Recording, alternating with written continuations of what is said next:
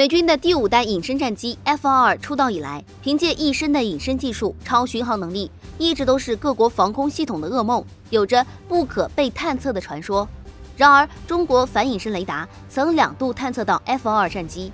这证明在某种技术条件下，隐身飞行器的轨迹不再难以捉摸。最近，我国在雷达技术领域就再次传出喜讯，部分指标领先世界。这是我国光子雷达技术的一大步。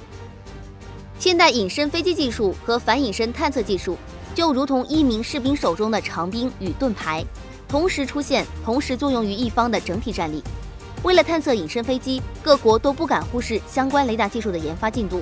如果有研发实力的话，如果没有，就只能期望盟国有。所幸我国在这一方面的成果，一不小心就独占了鳌头，是当前世界上唯一具有反隐身先进米波雷达的国家。这话由中电科首席科学家、反隐身雷达技术总设计师吴建奇在央视节目上提出。吴建奇总师所说的先进米波雷达，指的是使用3坐标定位技术的米波雷达。最具代表性的米波3坐标雷达，当属俄罗斯的东方 E、天空 Y、德国原阵列雷达、法国综合脉冲孔径雷达等。在这一方面，俄罗斯技术经验最丰富，最有发言权。但是据介绍，综合来看，天空 Y 并不算是标准的3坐标雷达，因为它只是在传统2坐标雷达基础上加装了一部垂直侧高雷达天线，而我国的3坐标雷达技术手段，仅用1组天线就解决了3坐标测距定位问题。这也是我们被称为唯一具有反隐身技术的先进米波雷达国家的原因。吴建奇也表示，米波雷达克服缺陷之后，在反隐身技术方面必将成为国之重器。不同于欧美国家所偏爱的微波雷达，米波雷达精度虽然不及微波，但对致力于减少雷达横截面的隐身飞机来说，米波雷达具备一些先天优势。专家表示，电磁波的一些特性对飞机外形不敏感。国际上公认的结论说法是，隐身飞机的雷达横截面在米波看起来要比微波眼中的要大2到3个数量级，即100倍至1000倍。这是在雷达横截面削弱雷达波存在疏漏的前提下。如果是 B-21、轰-20这样所谓的全波段隐身飞机，那么先进米波雷达也无法了。但对付 F-22还是绰绰有余的。今年5月，防务世界消息称，委内瑞拉持有中置 JY-27型米波雷达，探测到接近该空领域的一架美国隐身战机 F-22，并向美空军发出警告，如遇侵犯，将随时准备向美国战机发动无差别打击。据悉 ，JY-27型远程预警雷达可探测到半径500公里范围内的隐身飞行器。2016年2月，国内消息称，该型雷达成功探测并追踪了一架自日本飞往韩国的 F-22战机。而我国的先进米波雷达发展至今，不仅拓展了用途，加入了有源相控阵、超分辨率等最新技术，体积和重量也得以控制，提供了装置机动部署的可能性，可覆盖区域增加，测量与探测水平都有所优化与提高，电子对抗能力也得到展现。虽不能成为防空组网中的精锐，却能够作为中坚力量，在对隐身飞机作战中发光发热。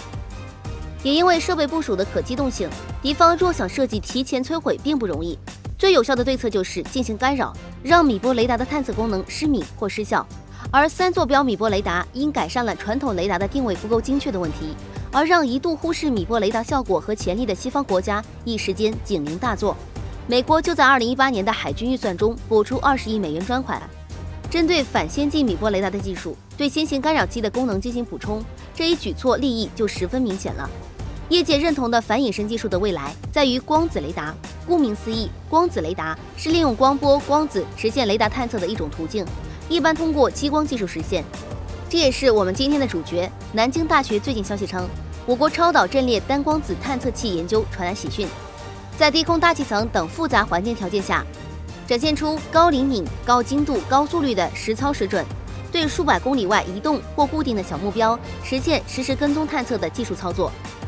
据我国专利《一种超导分型纳米线单光子探测器及其备置方法的技术说明》介绍，这种超导单光子探测器全称为超导分型纳米线单光子探测器。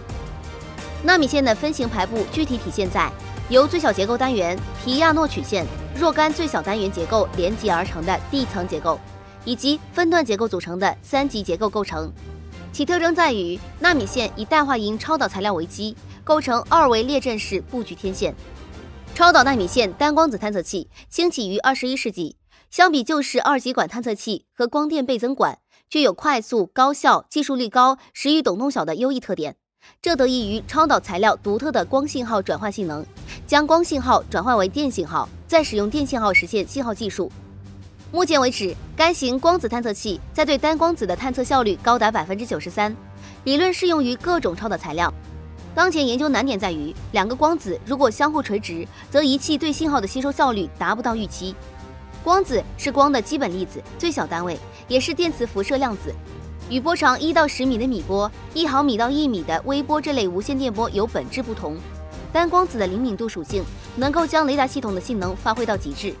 目前，我国超导单光子探测器的技术水平，在超导单光子学研究所研究员团队的多年努力下，光学口径已由最初的9微米缩小到300微米，整体技术水平达到世界先进，部分指标领先世界。我国在雷达技术上的探测，自建国起就一刻未曾停歇。1949年，还属于无线电厂的14所，就踏上了雷达技术的钻研之路，从修配、仿制到研发创新，走出了一条我们并不陌生的成长之路。于1965年，14所诞生了我国第一台微波雷达。1964年出台的640指标后，成为我国反导项目代号，指导研发了7010超远程相控阵预警雷达，高20米，宽40米，能够探测到3000公里范围内的物体。1979年，14所再次接到雷达研发任务。此时，14所研发人员们经过多年的潜心研究，已逐渐显出厚积薄发之势。在没有借鉴技术的情况下，吃透上百个课题之后，提出了中国自己的脉冲多普勒雷达整机框架。1989年，诞生了第一台产权自主的机载脉冲多普勒火控雷达。同年，14所开始讨论舰载有源相控阵雷达方案，于1999年正式立项。这一舰载雷达系统的研制成功，使我国成为第3个拥有这一技术的国家，与美俄同台竞技，领跑世界先进雷达技术。而在2009年空警2000的出场后，我军大型预警机雷达的空缺得到补充，至此，我军基本建成包含空中警眼、舰载雷达、机载雷达、防空雷达在内的3军之眼雷达体系，逐步完善全方位的立体防御之门，不断维护协同作战能力，提升全域作战水平。2015年，我国大口径超导单光子探测系统在空间碎片的探测研究中，成功在距离2000公里的轨道上发现0.04平米的空间碎片，弥补了小空间碎片领域高精度探测履历中的空白。2017年，我国研究人员进行了光子编码，通过光子数分辨功能，提升了光子探测系统抗背景光干扰的能力，对复杂气象条件下的长距离探测实践提供了帮助，实现了70公里内的穿云透雾等探测技术。2019年，我国首次将高精度超导阵列单光子探测器用于地月激光测距实验中，并成功得到无阻回波反射信号，测得数据精度达到国际先进水平。今年年初，在这一单光子探测器的基础上发展出的红外成像系统，首次实现红外2居波段的3维多色荧光寿命成像。此外，超导单光子探测技术还广泛应用在卫星激光测距、激光通信、量子信息等领域。今时今日，14所已经不仅仅是一个立国的国防单位，在长时间的科研历练当中，研究员们也有一些利民的思考与创意，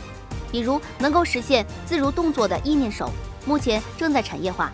蜘蛛网小型操作，单人即可携带操作，能够识别低、小、慢等飞行物，是暗杀类无人机等飞行器的终结者。还有微波光子技术在雷达上的应用，能够为民航飞机提供高分辨成像服务，对 C919 国产飞机、复兴号机车等重大装备领域都有帮助。而此次超导单光子探测器方面进展，也令不少人回想起了2018年珠海航展上曾展示的单光子量子雷达技术，我国领先世界的又一先进技术，这也是单光子探测技术必然会衍生出的一个分支。航展所示量子雷达模型中，包括激光发射器、接收器，以及可提供超导环境的液氦镀瓦罐。我们从单光子探测的运作原理也能看出两者之间的息息相关。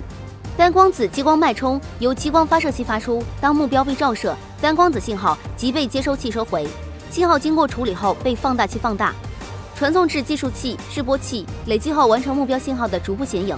区别在于2015年的单光子激光雷达实验中，研究进展到探测100公里外慢速移动大目标的水平。到如今，我国超导单光子技术已经达到数百公里外的小目标动静状态的实时跟踪探测，这是光子雷达的一大步。当年美军煊赫一时的 F117落马于俄制 P18米波雷达与 S125防空导弹的联合防御，就证明雷达技术是防空反导的基础项。即使短时间内不会直接光子反导，也将为现有的防空反导系统提供更为行之有效的一手信息、及时指令。而我们的科研人员仍在夜以继日地强化这一领域的技术优势，是他们为我们背负了国与家，我们才得以安居。致敬。